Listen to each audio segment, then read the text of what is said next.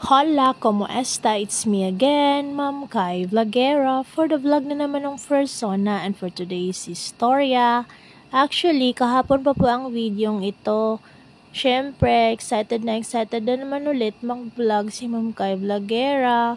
Yan po ang ating garden after almost more than 1 month na hindi po naasikaso kasi busy po masyado sa buhay-buhay at ganap si Ma'am Kai Vlogera.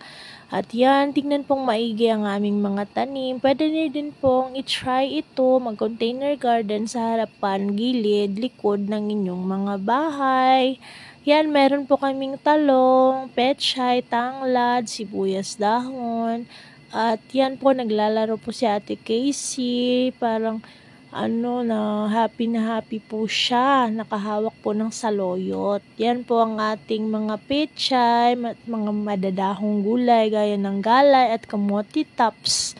At syempre, excited na naman ulit si Ma'am Kai Vlogera. Naka-helmet pa yan, hindi pa naka-unload na kanyang bag at helmet.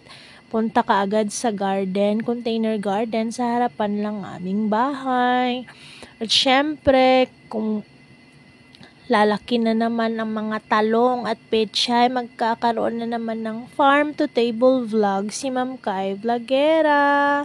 At yan po ang ating mga empty containers kung saan plano na namang tamnan yan ni Tisoy ng iba't ibang gulay para libre po kasi nakakataba po ng puso at nakagaan ng bulsa kung may tanim ka po sa iyong bakuran. At yan po, marami na pong bunga ang aming papaya trees. At syempre, bisitahin natin ang mga labahin. Thank you so much po sa naglaba kasi bago lang po nabinat si Ma'am Kai Vlogera kaya hindi po nakapaglaba. Shoutout po kay Ate Bibi, thanks for paglalaba, at kay Tisoy din po, siya din po naglalaba.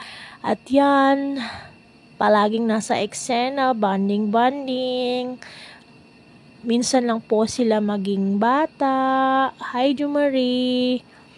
Yan po ang kapatid ng asawa ko. At yan po ang ating pops, pa-snack po kay Siki. At syempre, hindi mawawala ang ating juice para sa snack sa hapon bago kumain ng dinner. At syempre, maraming salamat sa gulay na niluto ni Simpleng Luto, aka Marvin.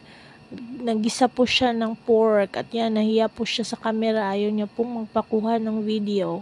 Thank you so much for your support, Tisoy. At soon, magiging future butcher ka din.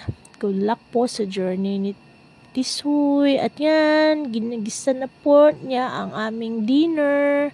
Yan po ay mga 5:30 ng hapon. Naghahanda na po para hindi magutom ang ating pamilya. At yan, umupo na po si Sike, nanonood po ng TV kasama si Ate Bibi at si Ate Casey. At yan po, palagi ang eksena bago kami kumain ng aming hapunan. At yan, luto na po ang ating kanin at ating ginisang upo with pork. Kain po tayo. Thanks for watching.